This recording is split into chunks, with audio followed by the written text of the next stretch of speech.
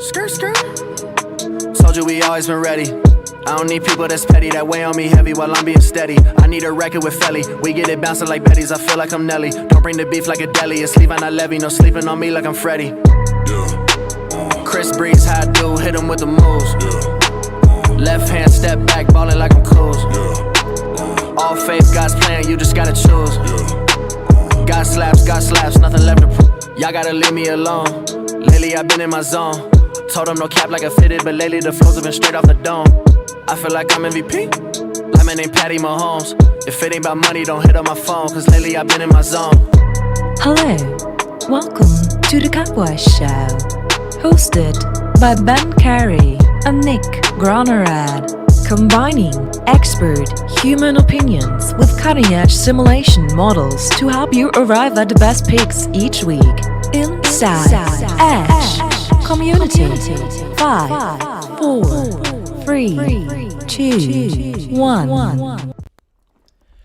What is going on, everyone? Welcome to today's stream. We have a very special guest joining us today, Mr. DataMiningBets. How is it going?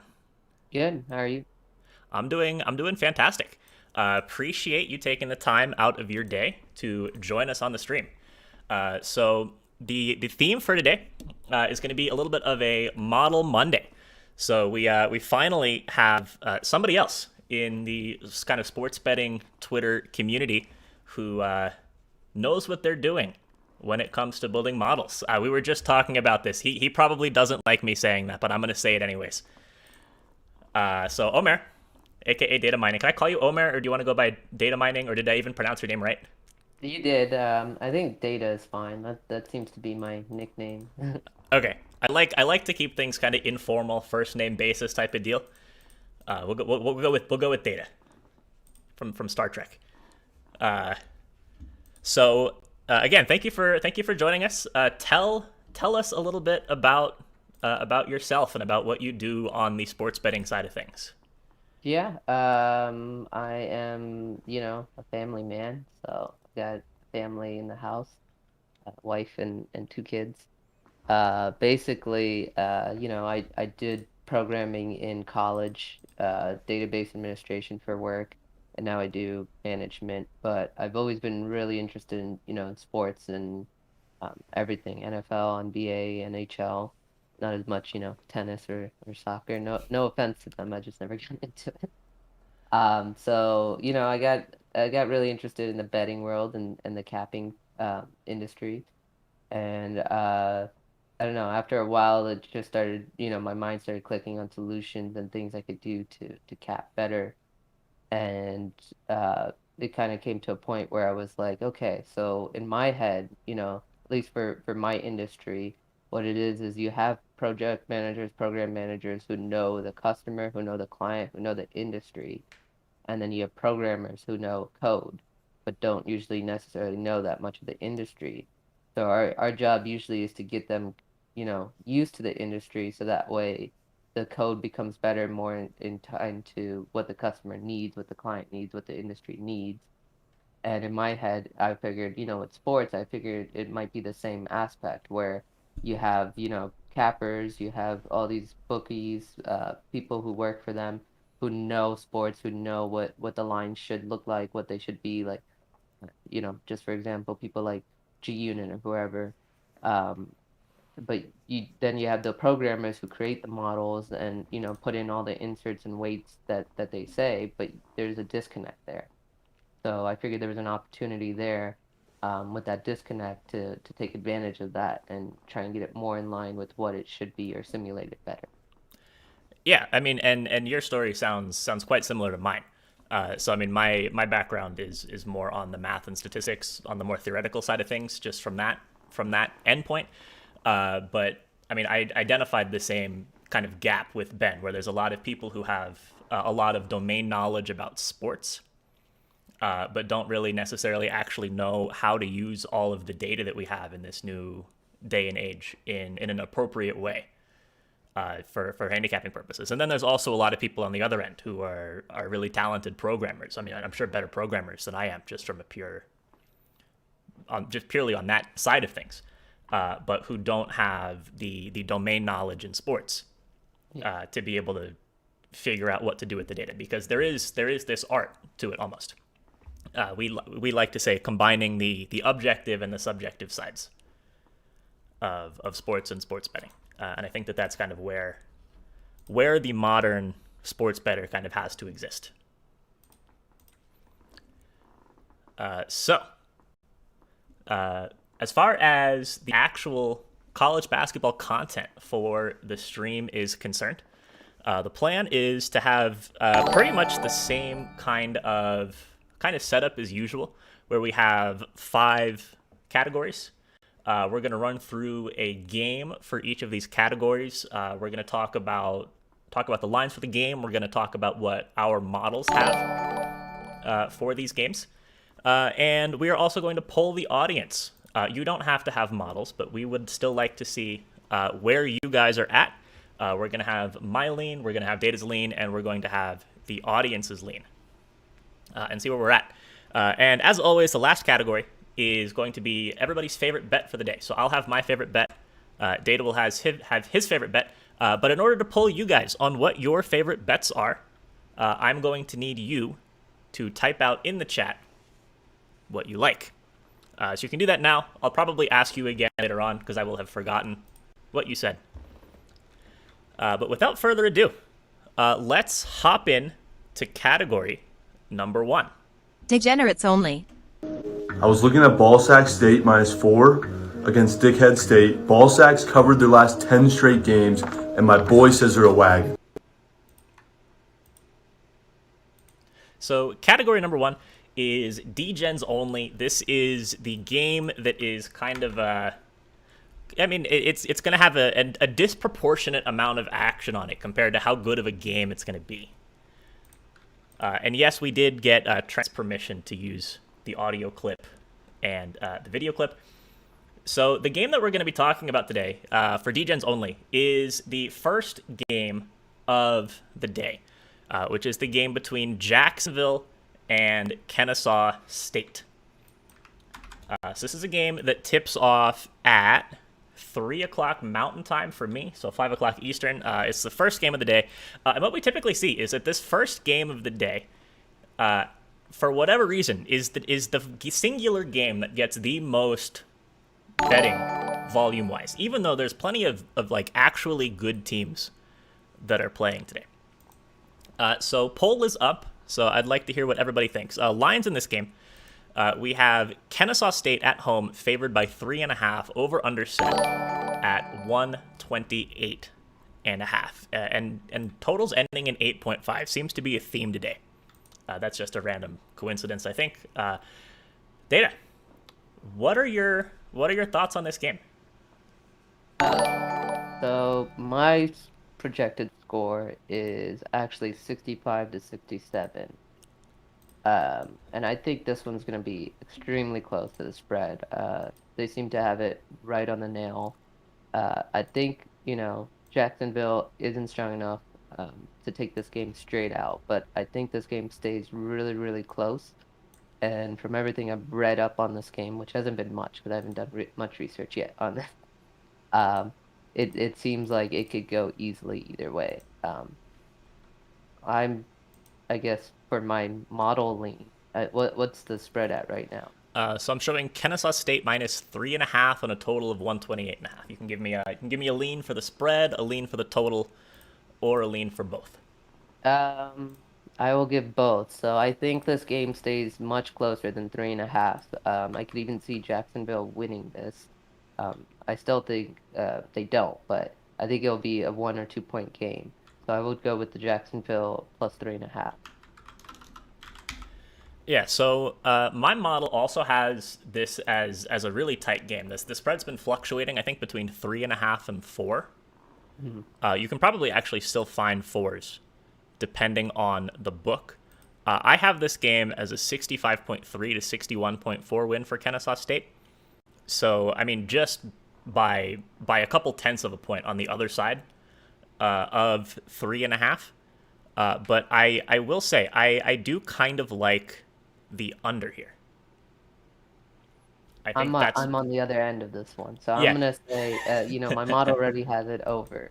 I think it's sitting at, what is that, 132? Yeah, 132. And I think that it stays, like I said, it's gonna be a close game in my opinion. I think if the score stays close, you don't have a blowout, obviously. You have both teams going at it. I think in the in the end of the second, they're going to be going back and forth, probably even free throw game at the end, and it's going to keep the score over. Yeah, free throw game is always a worry. It's like the killer of totals in close games. I've been on a horrible streak where I lost 3 games last week and the week before on free throws with literal zeros on the clock. That changed overs to unders. Yeah. And I've lost 3 more on unders that went into overtime. I would say between the two, the spread seems a little sketchy, right? I think a lot of people think Kent's going to win, and I agree. I would say the over. The over would be my recommended bet if you were taking this game. All right, so I will swap your lean that I have up on the screen from Jacksonville, unless you want to have both up. Let's go with the over. To the over. Let's go with the over. Okay. Because I wouldn't take this game, so I wouldn't want to, recommend anyone if I'm not even going to put my own money behind what I'm saying. But that's completely and I fine. might put a unit on the over now that I've said it. No, you don't have to do that. We're not. I mean, I think part of the money, Yeah, I'm fine with making a free unit. yeah. Is it a free unit? Mm. You just need to have a little plus EV. Yeah. An expected unit. So poll results are in from the chat, and chat is kind of all over the place on this game. It looks like Kennesaw State minus 3.5 took 53% of the or 55% of the votes. It looks like the over took 59% of the votes, and then Jacksonville and the under took whatever the corresponding numbers are. So it looks like the over is going to be the audience's lead. They are siding with you and not me. That's okay. Again, I think for both of us, Data and I are both in agreement that the models are just very, very tight on both the spread and the total on this game. It's just going to kind of come down to the free throws at the end, whether it goes over or under, and then also just a couple of made or missed free throws for one team or the other team will also determine, or can at least determine, the spread as well. So maybe not a game to actually get super degen-y on, but that's why it's the feature for this category. So the important question actually that was just asked in the chat, and this is something that personally I don't include in my model. Who wins in a fight between the two teams' mascots? An owl or a dolphin? I will check the model. Let's see. Nope, I must have missed that in the last version release. Let me add it to the patch notes. Yeah, I mean, there's people who have legitimate success filling out NCAA tournament brackets like that. I don't know how much predictive power that type of data has, though. About as much as guessing what color Gatorade will be in the Super Bowl this year. Yeah, I mean, I think people kind of can have some inside info on that. Like if you know a player on the team and what flavor Gatorade they have, Or I mean, you can get a little edge. Or it's like the guy last year with the national anthem for the Super Bowl, who went to the stadium and could hear the rehearsals from outside the stadium and timed it and posted it on Twitter, and then all of the books had to take down the bet. Yeah, they took down the bet really quick. Yeah. All right, so let's move along to category number 2. Here is the intro for that. Public intoxication. Don't believe the hype. Don't believe the hype. So category number 2 is public intoxication. This is a game that is seeing a heavy public action on one side. And this is a kind of strange game. I think, to be getting a lot of public action. It's something that we've seen a lot of talk about on Twitter, and it's something that we've seen some pretty incredible reverse line movement on. And this is the game between Hartford and Binghamton. So Binghamton is the home team in this game. They are 4-point underdogs. Total is set at 138.5, but we're not so concerned about the total. We're more focused on the spread here because the spread is where the public is going crazy. I'm showing on Action Network 94% of the money is on Binghamton here. And despite that, this line has moved from Binghamton +1, where it opened up last night, all the way to Binghamton +4. So people on Twitter are going kind of crazy about this one. But I'm curious if you have any thoughts, if you think that people are going crazy for the right reasons or the wrong reasons. I've got a lot of thoughts on this. I've especially got thoughts on the entire line movement ideology and the way people perceive it and the way that money goes towards one side or another. But I could talk for like an hour about my own personal thoughts on that. I won't go too far into that. What I will say is that the data and even the model supports Binghamton here. It has them winning outright by a point. I think the scary part is the line movement. Normally, again, it's a whole thing with how line movement works and everything. Yeah. I usually wouldn't care. I wouldn't look at this, but what this tells me, at least, is that maybe Vegas knows a little bit more than we do about COVID. That's the biggest concern right now, right? We never know anything about COVID or who's in, who's out, who's playing.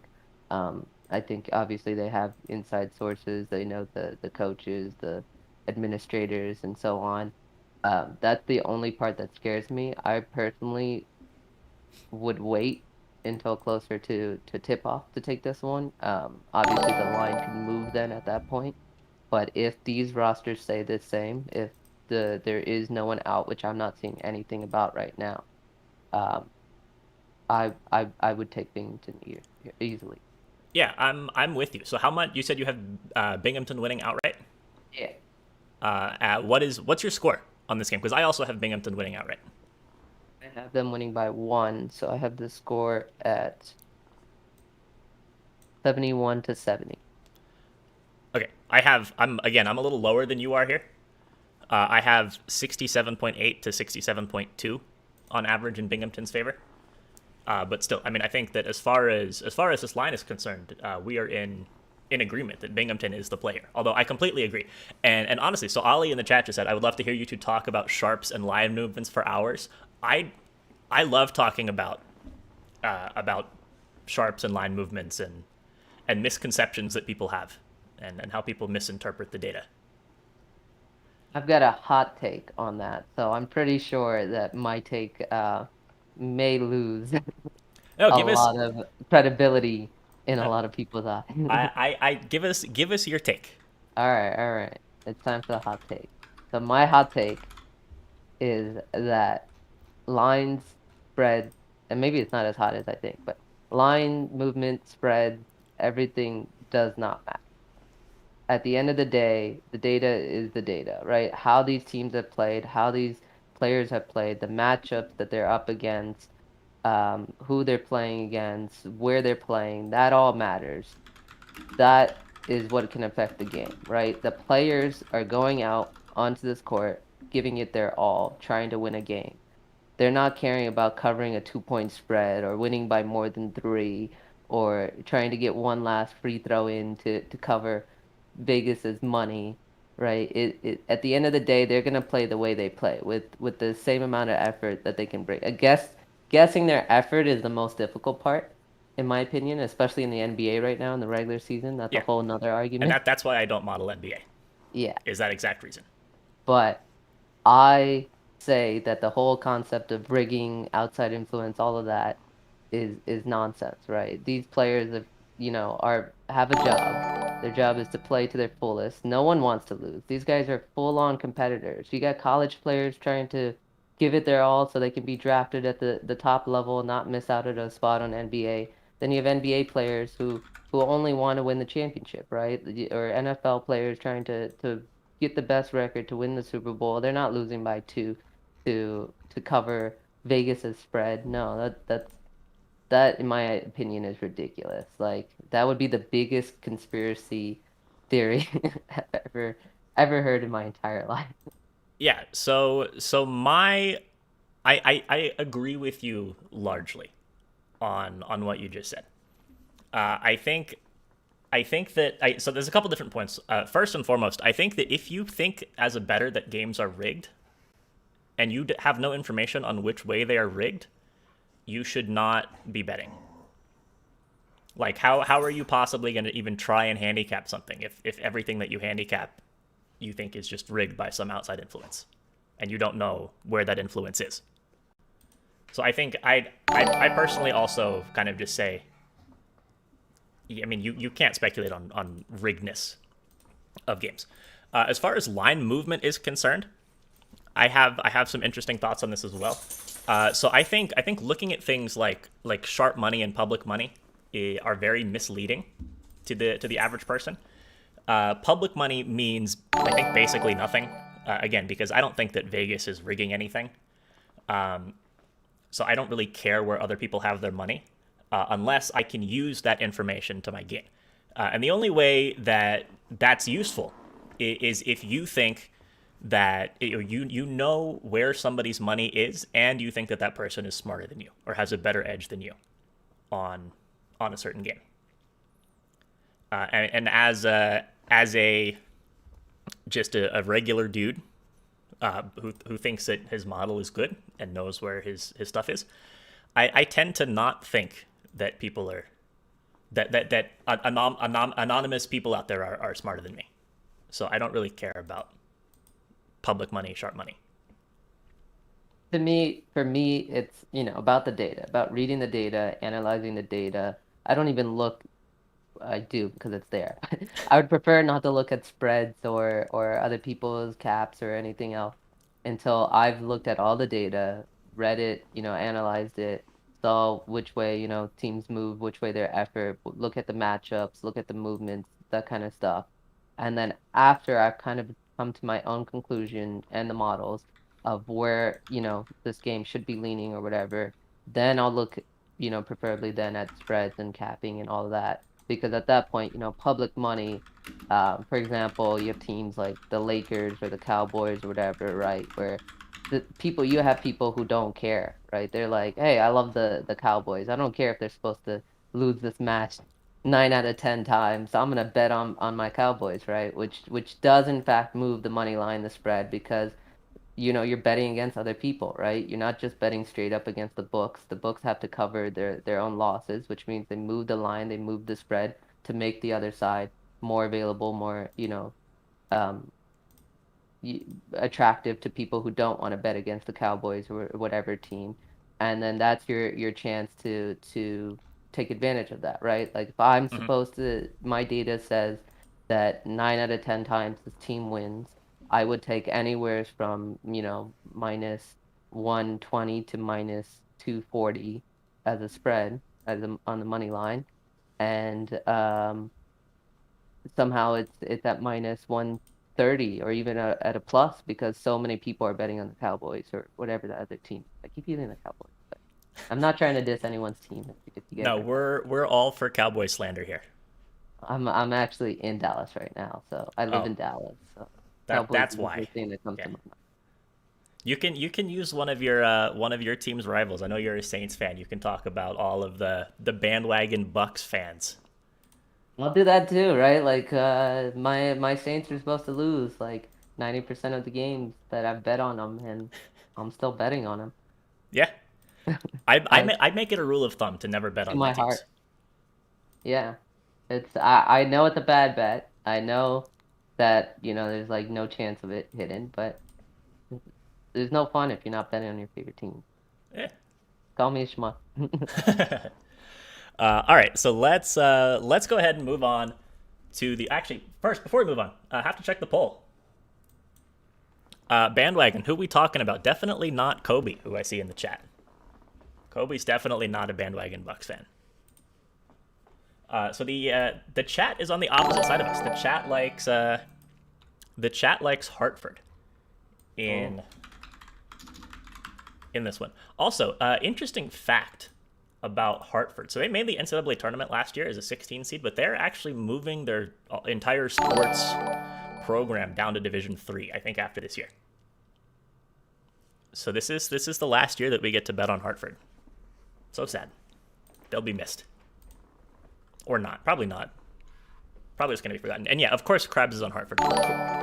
I feel like I could pick out what bets Krabs is on by spending some time and looking at just like trying to find things that sketch me out. I don't know whether I'm enjoying that Krabs is on Hartford or Yeah, I had Krabs on as a guest a couple weeks ago, and I'm gonna have him on again on Thursday. So I think we were misaligned on every single game except for one. Just because I think that the Krabs is so contrarian, and a lot of the times the model will kind of lean to an extent towards the I guess the square team. My personal recommendation on this game though is I would wait closer to tip off. The line may move by then, but I think at that point, if you're betting this early, you're basically gambling on whether or not there'll be injuries, right? If you think the line's going to move at least, if news comes out about injuries or not, you're basically gambling on that news. And if that's what you want to do, I think that's more than fine. But if you want to bet on the game itself and, you don't think the line will move despite news or whatever, then I would wait closer to tip off. It would be my recommendation. Yeah, I'm with you. And like Pick Six just said, it's when Krabs and the model align, that's when you know. Actually, our record is now I think 4-4. So we are 4-0. Sorry. 4-0. Okay. Yeah, and my record against him right now I think is 5-2, but I'd have to check that. So what you're saying is just take whatever data mining says, regardless of what anybody else says. Now, I mean, if that's the way it works, you've been hotter than hot. I got the best record with Buzz, I think. All right, so let's go ahead and move on to category number 3. Court streakers. We're good streaking! Yes!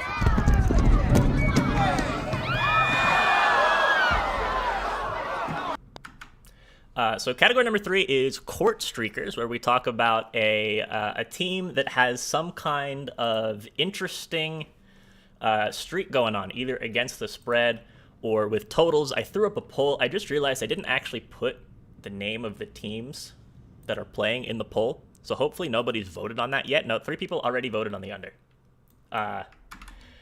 without even knowing what the game was. What are your thoughts on that? Sorry, on the Belmont?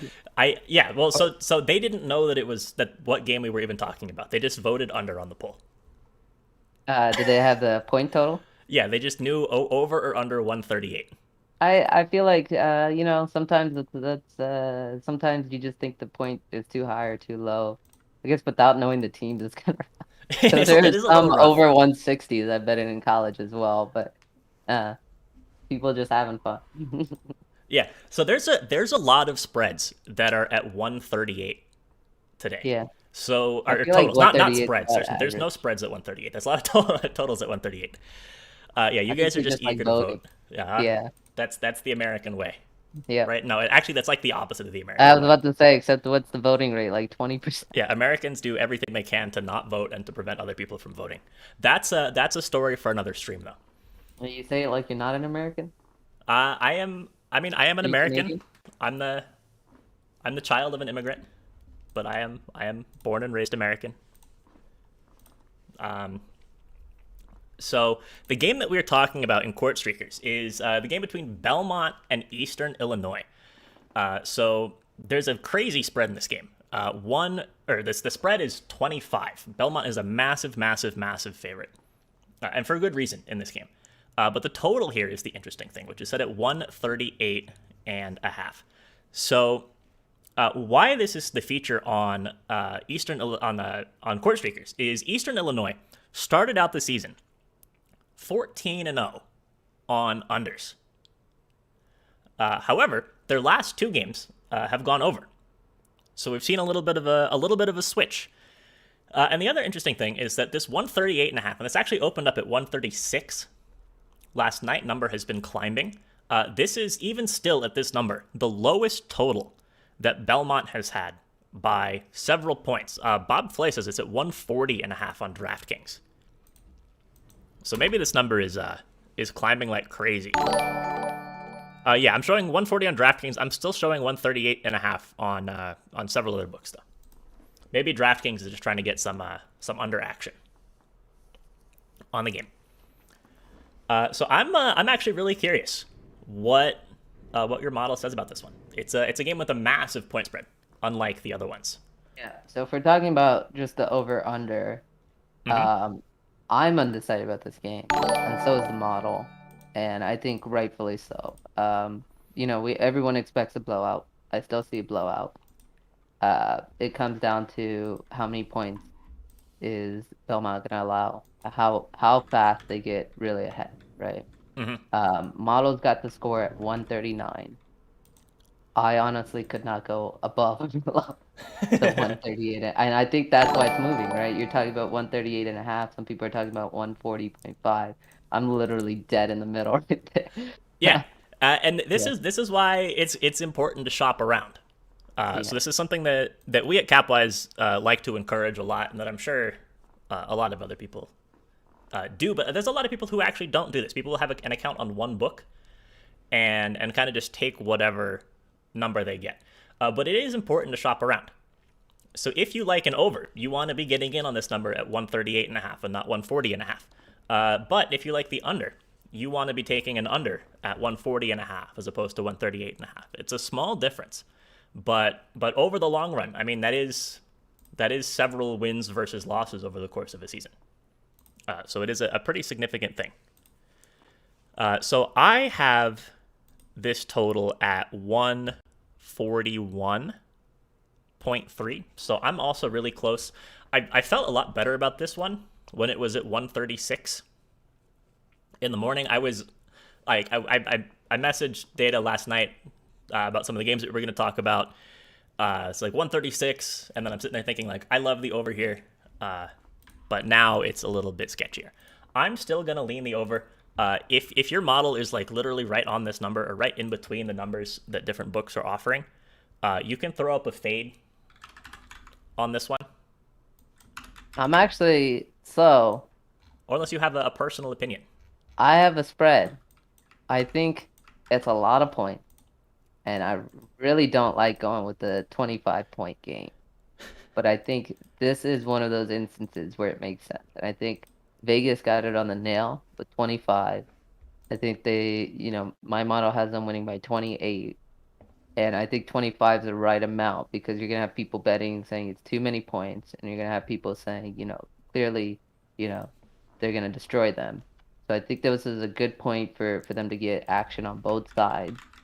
And I think I'm gonna go with the data and say that Belmont covers this 25-point spread. So I think that there will be bettors who are saying too many points, whatever, not even looking at the data. But this Eastern Illinois team, if you look at their last 3 games, they've lost by 26, 40, and 29, right? And Eastern Illinois lost to them last year by 28. I think we're going to see something very similar. I can see them destroying them. I don't see Illinois being a team that can cover that 25 spread. So I'm going to go with Belmont spread. Yeah, so I think that the only way that Eastern Illinois covers is if this goes under. So Eastern Illinois plays at a very slow tempo, which is a smart thing for a bad team to do. A lot of bad teams try to play really fast, and they end up getting blown out every single game. But by playing at a slower tempo. I mean, what you do is you just limit the number of possessions that the other team has to put up a big margin against you. So I think that I would think that that the over and Belmont covering are positively correlated with each other, and I would think that the under and Eastern Illinois covering are positively correlated with each other. I'd like to say that, but I could easily see Belmont getting a huge lead and then this being a 35 point blowout, and they're going way under, right? Like it really depends what's going to happen in that first half. And I can honestly see Belmont covering the spread and still going under. That's just how unpredictable of a game it is, especially at 1:30. Yeah, I'm with you. And actually, I said all of that, but my model disagrees with what I just said, and I think yours does too. You have, well, I guess you have Belmont and like a push on the total. I have Eastern Illinois barely covering. I have it at like a 22-point game. I think when you're getting up into like these 20-point spreads where you're not dealing with free throws, it is really hard to just like know how strongly is a team going to close out a game. Are they going to bring in some backups? And Comes down to that hard part of estimating effort, right? I think that the Bruins will stay focused, right? I think they're gonna bring it. They're not gonna get a lead, and they're not just gonna let it up. They're gonna keep going and keep going. Especially, I think they're coming off of like 1 or 2 losses recently. I'd have to check, but again, you've got these players. They're vying for spots. They're vying to keep their starting spots if they're not seniors. They're vying for, draft position. They're giving it their all. This I don't know if you call it late into the season, I guess. But after a few losses, you're motivated. You're not gonna slow it down. If anything, you're gonna stat boost, right? This is an opportunity for stat boosting, and yeah, I don't see them letting up. I see a lot of effort today. yeah, I mean, and this Belmont team honestly could fight for an at-large tourney bid. I mean, that might be a hot take, but they're a really good team.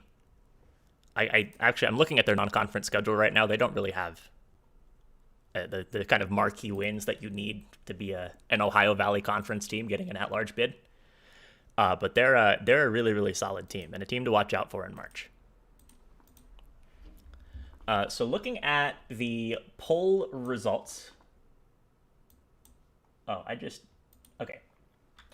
So the chat likes the under in this game, and by a much bigger margin than the 3 people who voted for the under before even knowing what the game was. So we had 22 votes come in on the under, compared to 8 on the over. So chat is fading me for the 3rd time in a row. I don't know how I feel about that. We will have to see. But chat definitely likes this game to go under. So moving on now to category number 4. Game of the day. The ball is tipped, and there you are. You're running for your life. You're a shooting star. So game of the day, no surprise. It's a pretty shitty day overall, kind of quality-wise for the basketball that's going on. But there is one game between 2 ranked teams, and this is another game I think that's getting a lot of chat on Twitter, and that is the game between Texas Tech and Kansas. So Kansas is at home in this game. They're favored by 7 points last time I checked, and for the 3rd game in a row. The over-under is set at 138.5. We should do there should be meta betting that you can do, right? Over-under, how many games are set at 138.5. Today is an over day for that. But Data, I'm interested in seeing where your model is at for this one. We're talking about under, over, the spread, or anything. We're talking about both. Both. Okay. Or if you only have thoughts on one, then just one. So I will say I've watched this matchup quite a bit, or both teams, um, especially since I actually went to Texas Tech for a year, but um, I really feel that Kansas, as the home dog, can cover the spread. I think my model has got it at 74-66, so it's a tough one. It's an 8-point game, according to the model. I think this is definitely gonna come down to whether the Kansas can take an actually early lead again, and stay with that lead, or if Texas Tech can come back. That's one of the teams that can definitely make a comeback too. So, as far as the over under, like I said, I've got 74-66. That's 140 total. I could see this game being an absolute shootout. I know the defenses are good, but I think both teams are gonna give it absolute effort, and you're gonna see them driving back and forth. Again, free throws are always such a problem, but I'm gonna take Kansas -7. All right, and I'm on the opposite side here, but barely. So both of us have Texas Tech at 66 points. However, I have Kansas at 69 as opposed to 74. And the implications of that, I mean, that just 5 points for one team in a game this close flips the spread and flips the total, without it really being model-wise all that significant of an impact. So again, I think that's emphasizes kind of how close this is. I think that this Texas Tech team is a little bit undervalued. They played a couple of games earlier in the month, missing some key players, and even in those games, they performed pretty well. They had a bit of a clunker, a bad loss on the road against Kansas State back on the 15th. But aside from that, they've been winning outright against a lot of really good teams. I mean, their last 4 wins, West Virginia, who's a solid team, Iowa State, who's a solid team, Oklahoma State, who's a solid team, and then at Baylor, handing them their first loss of the year. So I think that this Texas Tech team is good. I think that they're going to keep it close against Kansas. Kansas, I mean, they're a really excellent team. I think Kansas is one of the best. Yeah, one of the best teams in the country. I agree with you on the Texas Tech. Watching them, they're really good, and I could see them keeping this close, like you say. But I think Kansas is just the much better team. I know Texas Tech had a rough start, but I don't think they're at Kansas level, and I think we're gonna see that today. But only time will tell.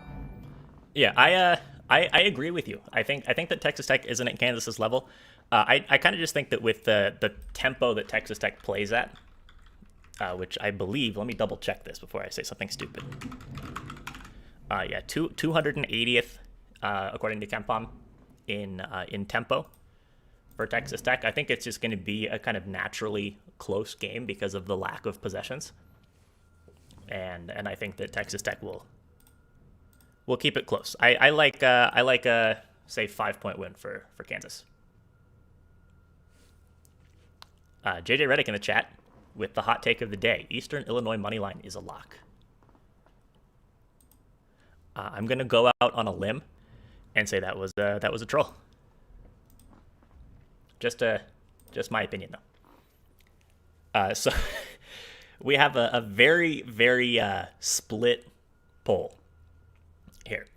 So the two options tied for the win with the poll, and it was Texas Tech to cover in the under, and Kansas to cover in the over. Both of those tied at 35%. So looking at everything though, the runner-up was Texas Tech +7 and the over. So according to that, we've got about 54% of the chat. If I did that math right, yeah, mental math is hard. 54% of the chat likes Texas Tech to cover. 54% of the chat likes the over. So I will hold you to both of those things. A lot of comments coming in. Wiley says, my biggest thing for this game is that the line has no business being this big. Texas Tech is really good, and Kansas has had close calls as of late. Spread shouldn't be 7, but it is a sketch line. Do you think this line is sketch, Data? I think that it comes down to what, odd makers think based off the data. They're saying the same thing, I guess, that, a lot of us are, especially, I know yours is a little bit closer, but mine's right there. I think they have access to the same data, which is why they put it at 7. But at the end of the day, right, they're trying less of to predict the actual score and more of trying to put a number where they can get bets on both sides, right? Because you don't want to be, the books don't want to end up having to pay anyone out of their own pocket. That's not what the books are in business for. Their business is that minus 110. That's all they care about. They want 50% of bets on both sides of the line. They're making money off that minus 110 either way it goes, right? Yeah. And I think that 7 is very accurate. You got people like me, and I'm sure 50% of the chat who thinks that Kansas covers it, and you have 50% of the people like yourself and the other 50% of the chat who thinks that Texas Tech keeps this game close. Kansas has had a lot of close games with Kansas State and whatever their past games were. I think they were all like 3-4 point margins, and that's why this line right there at 7 is. If it was any lower, I bet you everyone would be on the Kansas side. And if it was any higher, everyone would be on the Texas Tech side, right? So.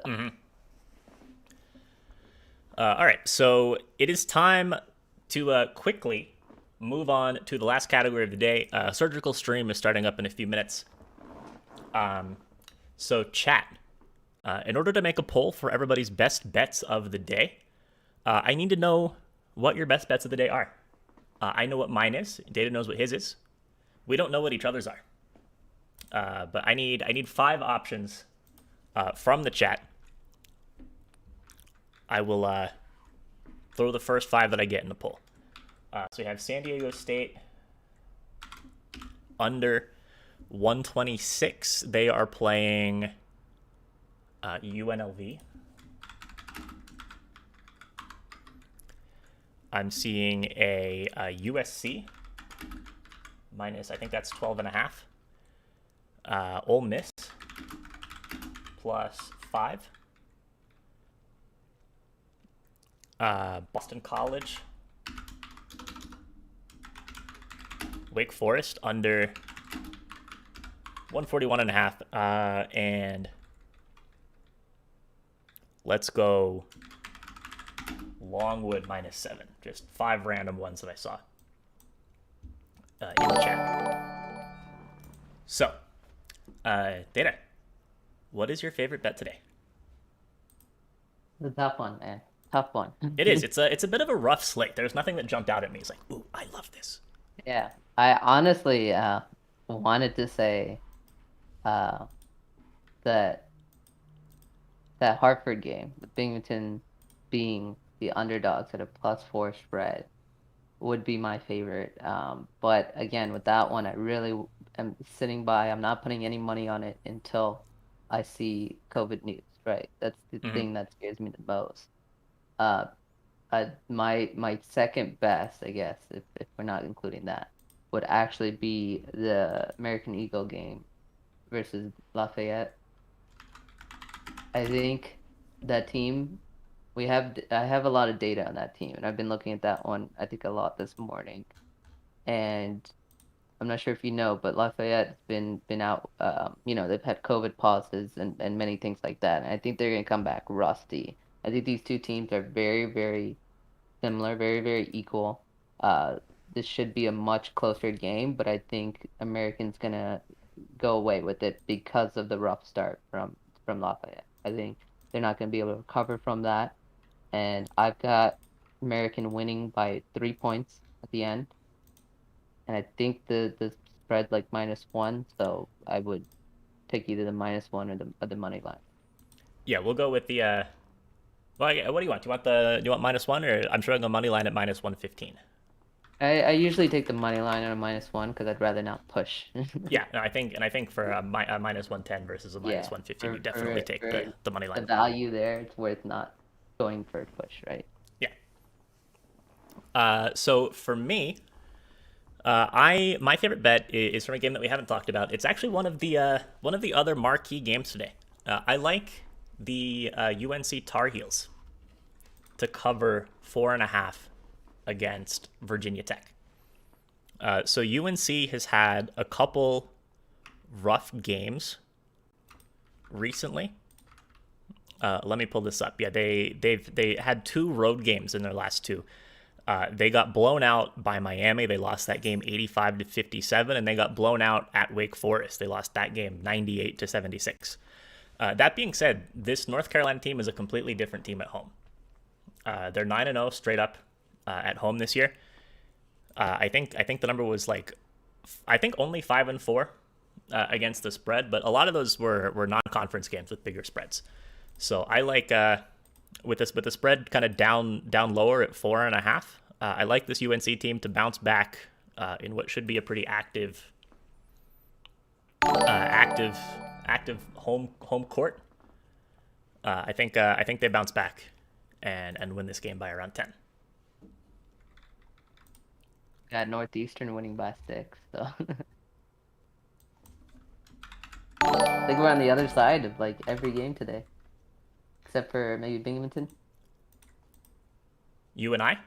Yeah, So what do you have in the North Carolina game? I've got. Let me see. I think I have them winning by 6, but let me look. I'm curious.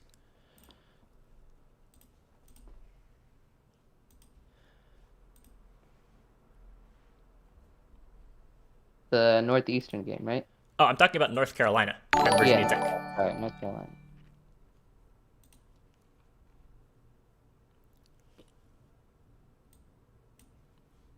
Oh no, I was thinking of the Northeastern game. My bad.